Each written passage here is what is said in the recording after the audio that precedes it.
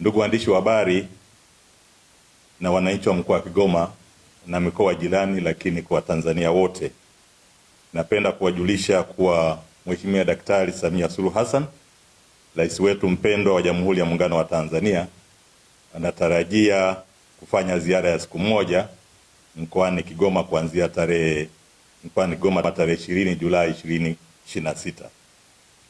Malengo ya ziara ya Mheshimiwa Rais mkoani Kigoma ni kuja kuzindua ujenzi wa reli ya kisasa ya kati ya SGR loti namba 6.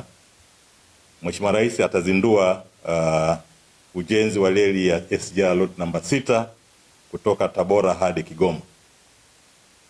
Mradi huu wenye urefu wa takriban kilomita 506 utaiunganisha Kigoma na mtandao wa taifa wa SGR.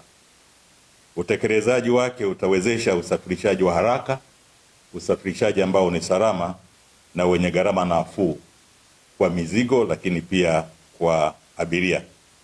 Aidha, SGR hii pia itafungua fursa ya uchumi, fursa ya utalii, lakini pia fursa ya kibiashara kwa mkoa wa Kigoma na nchi jirani za ukanda wa maziwa makuu.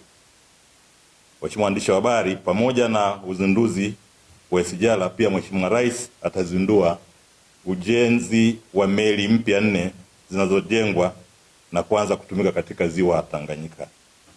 Meli hizi zitaboresha usafiri wa majini, kuimarisha usalama na kuchochea shughuli za kiuchumi kwa wananchi wanaoishi katika nchi zote zinazozunguka ziwa Tanganyika. Kwa niaba ya serikali ya mkoa, ninawaomba wananchi wote wa Kigoma tujitokeze kwa wingi kuja kumpokea mpendwa wetu Mheshimiwa Daktari Samia Suluhu Hassan, Rais wetu wa Jamhuri ya Muungano wa Tanzania, ili kushiriki katika hafla ya pamoja ya kihistoria katika mkoa wetu na taifa kwa ujumla. Asanteni sana kwa kunisikiliza na karibuni wote.